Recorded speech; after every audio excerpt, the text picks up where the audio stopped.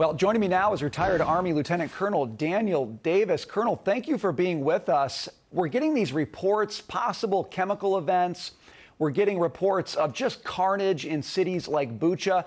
The emotional response is to say this can't happen, something must be done. But talk to us about separating emotion from strategy here. How does Ukraine, how does NATO, the U.S., approach a situation like this without making the situation even worse?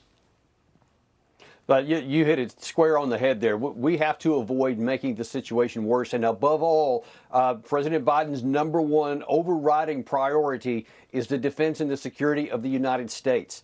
We dare not get drawn into a situation by emotion of the understandable desire to do something when you see so many horrific scenes of violence and death of innocent civilian people. Everyone who in America, their heart goes out and they want to do something.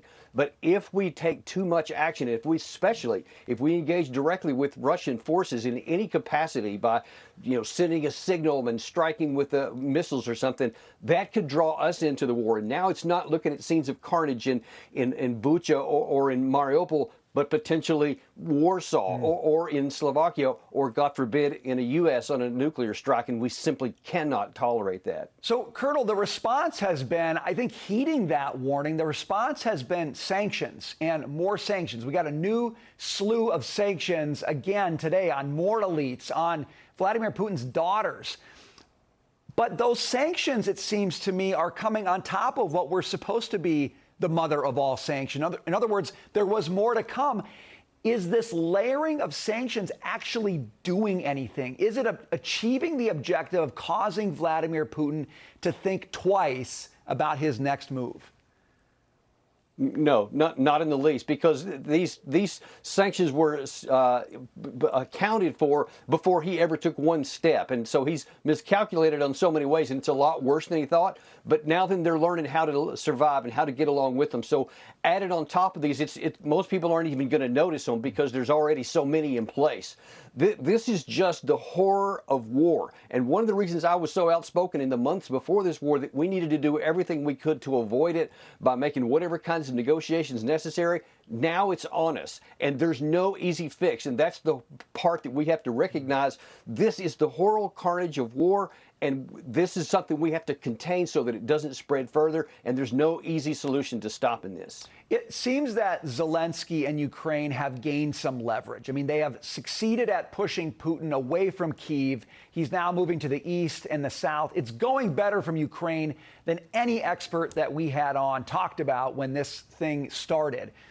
Is the key here to continue to give Zelensky more leverage? In other words, is it more weapons? Is it more effective weapons? Is it the kind of weaponry that allows Ukrainians to push Putin further east and further south? Is that how you get a viable negotiating situation?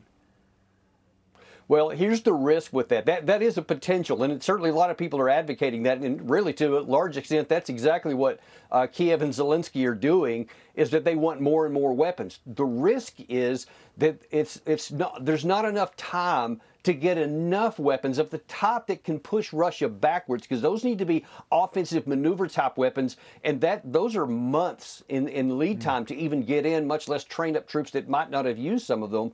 And in the meantime, Russia is now closing in on what could be the most critical battle of the entire war, which is the Donbas fight, where they have the possibility of surrounding upwards of 50,000 Ukrainian troops. If they succeed with that before Ukraine can make any kind of negotiations, then it will have the opposite effect, because it will only increase the killing, and then they'll have less leverage. And that's what really Russia's trying to do, so that they have the leverage in the near term. Colonel, briefly, Putin's forces moving east, moving south, as you said.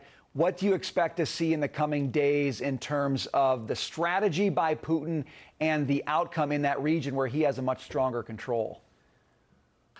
Yeah, I expect that, first of all, in the south in Mariupol, I expect Russia to really knuckle down and put the maximum firepower they can to complete the few pockets that are left in there of Mariupol, so that they can free up more troops to go into the southern wing of that Donbas pocket that's forming, and all these armor that they're bringing down from Kiev into the northern shoulder of this pocket to try to close it off. And man, you think things were bad in Bucha. When they start finding out what happened in Mariupol, it's going to be hell to pay. That's a sober warning. Colonel Davis, thanks very much for being with us today.